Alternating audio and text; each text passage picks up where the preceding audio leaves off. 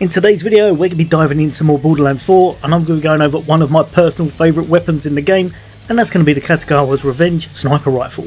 This thing is absolutely insane, a lot of fun to use and one of the very best weapons in the game. Now one of the fun things about this gun is that it has a dual function to it, so you can switch between shock or fire anytime you want, which really helps out against certain types of bosses and enemies within this game, because a lot of them always need different types of damage to take them out. The cool thing about this weapon is that it's not like a normal sniper rifle. You're not going to be using it for its insane crit chance or headshot damage. Although it's not bad, it does not excel at that unfortunately, so it's not going to be for your one-shot builds and things.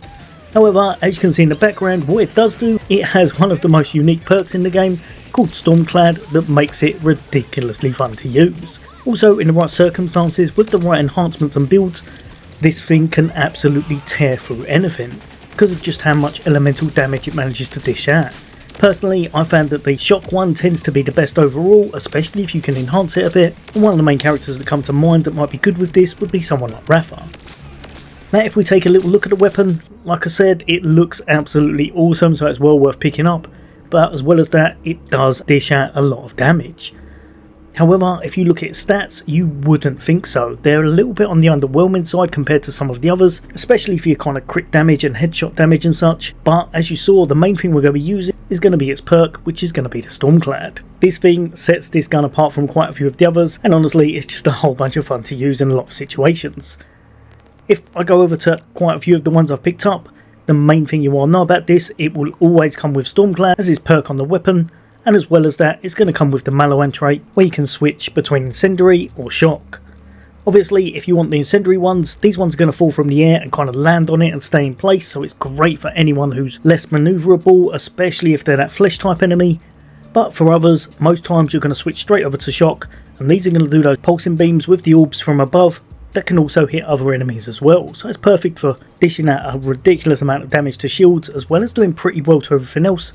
And it can also hit enemies around it, so if you're fighting for your life, sometimes it will give you a second chance without you even realising. And as well as that, of course, if you can, and you're lucky enough, you'll be able to get additional perks on it as well as these.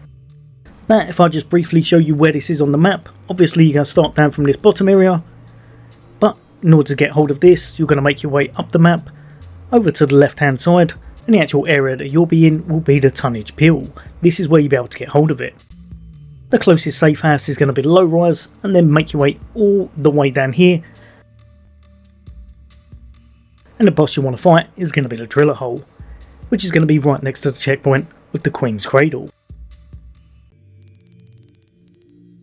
Once you make your way inside here, you're going to fight this boss, and obviously it's going to be one that you can rinse and repeat because you'll be able to use Moxie's machine right in front of it whenever you do want to, and then just absolutely go to town. Shred it as fast as possible, have a lot of fun in the process, and grab yourself some really cool loot. My build was absolutely awful at this point, so don't worry about the damage and such. If you've got a lot more going on in your build, you'll be able to destroy this much faster. But even with just a little bit going on, I managed to take this boss out without too many issues because of just how much continuous damage there is going on with your elemental effects.